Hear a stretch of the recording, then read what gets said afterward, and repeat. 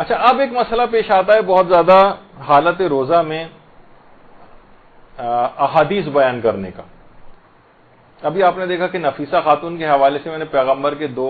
خواب جو نقل کی، تو میں نے بڑے اگرچہ کسی جگہ پڑھے تھے وہاں حوالہ نہیں تھا، میں نے ڈھونڈ کے پوچھا آج حدیث یہ والی چیز پیغمبر کا، بہرحال کہ پیغمبر نے یہ فرمایا،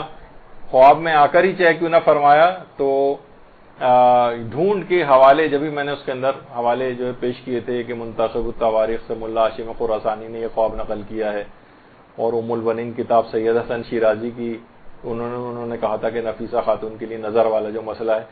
تو اگر آپ کو پتہ نہ ہو کسی چیز کے متعلق اور کوئی حدیث نقل کرنا چاہیں، آپ کے پاس بہت سی آتی ہیں SMS کے اوپر آ گئی حدیث، اور آپ کو پتہ نہ ہو کہ یہ جھوٹ ہے یا سچ ہے یہ حدیث، تو احتیاط واجب کی بنا پر ضروری ہے کہ جس شخص سے بھی وہ روایت ہو، جس کتاب میں لکھی دیکھی ہو یا جس عالم سے سنی ہو، اس کا ریفرنس سے بیان کی جائے. ہاں، اگر کسی کو بالکل 100% پتا ہے کہ حدیث بالکل صحیح ہے، ایسے ہی پائی جاتی ہے،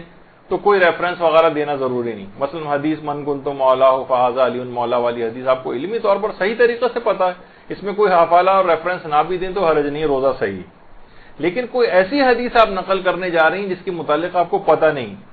بہت سارے فلسفیوں قول امیر المومنین سے منسوب کیے جا رہے ہیں، کون سے دن اور رات 15-20 کم سے کم ایسے سوالات مدرسے کے پاس آتے ہیں کہ جو حدیثیں ایگزسٹ ہی نہیں کرتی اور کسی نہ کسی امام کا نام لگا کر اور اس کو، اور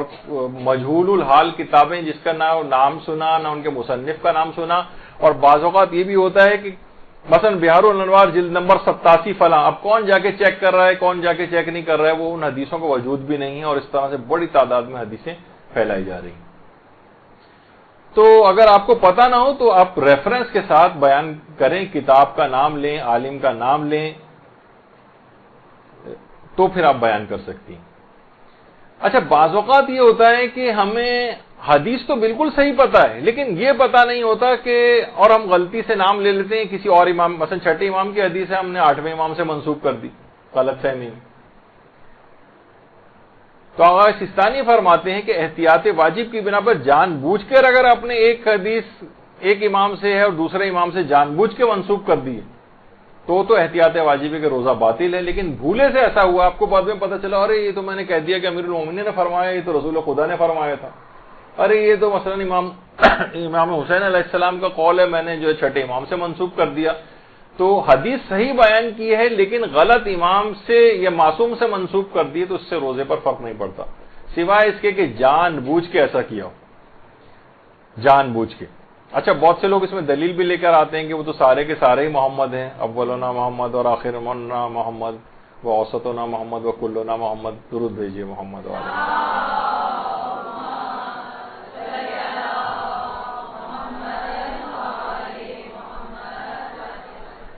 تو بھولے سے ایسا ہو جائے تو روزے پر فرق نہیں پڑتا ہے، جان بوجھ کے ایسا نہیں ہونا چاہیے. اچھا، کبھی یہ ہوتا ہے کہ حدیث صحیح بیان کی ہے، معصوم بھی صحیح بیان کی ہے لیکن راوی غلط بیان کر دیا. زرارہ سے بیان کرنا تھا اور مثلا آپ نے محمد ابن مسلم سے روایت بیان کر دی، مفضل ابن عمر کی روایت تھی اور مثلا علی ابن یقطین کا نام لے لیا. یعنی کوئی بھی راوی کے نام میں اگر گڑبڑ ہو جائے جبکہ حدیث صحیح بیان کی ہے، اس سے بھی روزے پر فرق نہیں پڑتا. البتہ یعنی احتیاط کرنی چاہیے. احتیاط، ایک عالم تھے کہ انہوں نے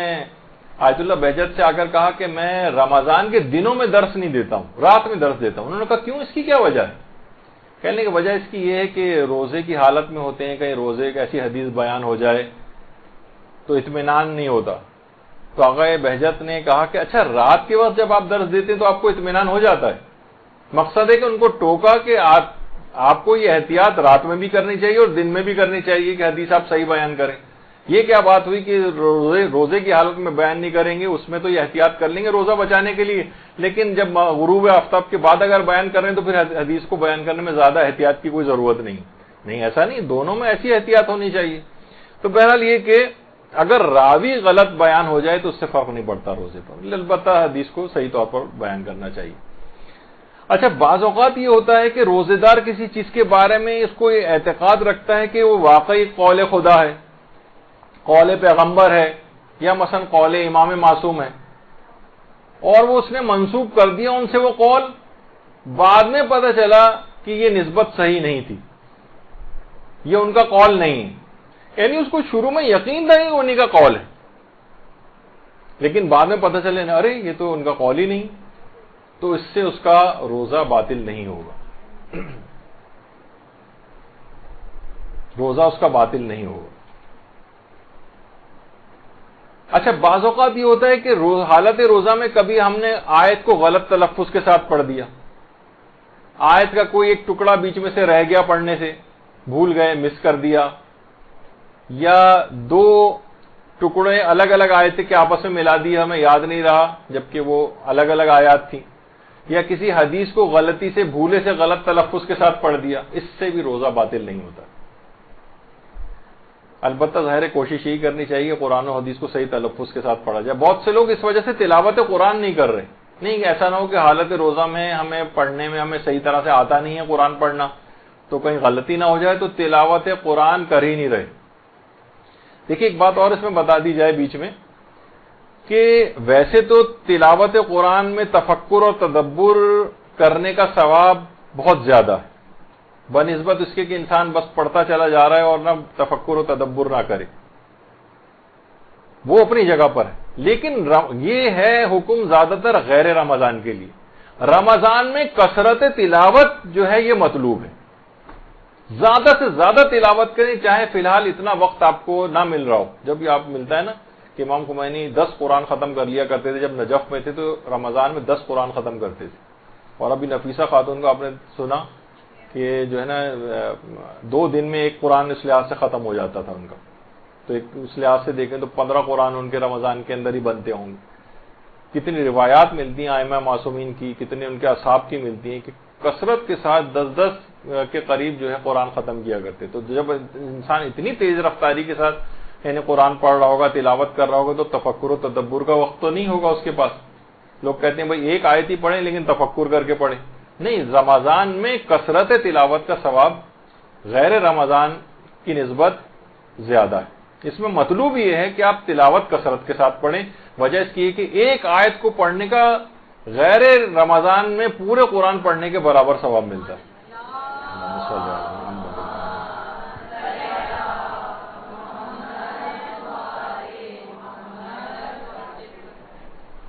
تو بہرحال لوگ اس وجہ سے تلفظ ہمارا صحیح نہیں ہے تو ہم تلاوت قرآن ہی نہیں کر رہے ہیں پورے مہینے، ایک بہت بڑی، چاہے کچھ غلطیوں کے ساتھ ہو تلفظ کی، لیکن تلاوت قرآن کوشش کریں کہ جلد سے جلد، ویسے بڑی محرومی ہے۔ لوگ بار بار سوال آ کے پوچھتے ہیں کہ جناب یہ ترجمہ قرآن اگر ہم پڑھ لیں تو کیا یہ وہی ثواب دلوا دے گا؟ تو یہ بات بھی یاد رکھ لیجئے کہ ترجمہ قرآن پڑھنا تلاوت قرآن میں شمار نہیں ہوتا،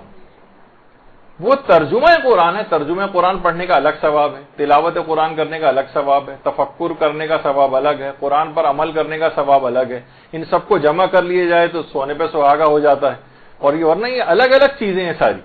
تو اگر کوئی شخص صرف ترجمہ قرآن پڑھ رہا ہے تو اسے صرف ترجمہ پڑھنے کا ثواب ملے گا، تلاوت قرآن کا ثواب نہیں ملے گا۔ اور پھر کہتے ہیں ہمیں تو پڑھنا آتا ہی نہیں، تو پڑھنا نہیں آتا تو پڑھنا سیکھیے۔ بہت بڑی محرومی ہوگی اگر کوئی شخص صحیح طور پر قرآن کو سیکھے بغیر اس دنیا سے چلا جائے، تو وہاں جا کر اپنی اس کو اس بڑے کہ میں کتنے بڑے مقام کو حاصل کر سکتا تھا لیکن میں نے نہیں کیا، اور قرآن کو لفظی طور پر پڑھنا بھی نہ سیکھا، تو بڑی ایک پریشان کن صورتحال سے اس کو نمٹنا ہوگا وہاں جا کے۔ اچھا، بعض اوقات یہ ہوتا ہے کہ حالت روزہ میں لا علمی میں یا غلط فہمی میں، بلکہ جان بوجھ کے بھی، ہمیں پتہ ہی نہیں تھا، ہم نے ایسی اندازے سے بتا دیا، غلط فقہی مسئلہ بتا دیا، تو اگرچہ اس سے روزہ تو باطل نہیں ہوتا ہے، سوائے اس کے کہ آپ کو غلط مسئلہ بھی بتائیں اور کہیں کہ یہ رسول نے فرمایا ہے، ایسا نسبت بھی دے دیں اس کو، یا امام معصوم نے کہا ہے، ارے آپ ایسا کیسے کہہ رہے ہیں، امام معصوم نے کہا ہے، جبکہ ایسا نہیں کہا ہے انہوں نے، اس صورت میں روزہ باطل ہو جاتا ہے۔ البتہ غلط فقہی مسئلہ بتانا یہ بھی حرام ہے، یا اندازے سے تکے لگاتے ہوئے فقہی مسئلہ بتانا یہ بھی جائز نہیں۔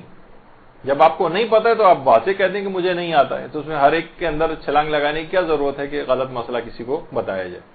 لیکن بہرحال اگر کسی کو غلط فقہی مسئلہ بتا دیا جائے، خواہ جان بوجھ کے ہی غلط بتایا جائے، وہ الگ گناہ ضرور ملے گا کہ کیوں غلط مسئلہ بتایا،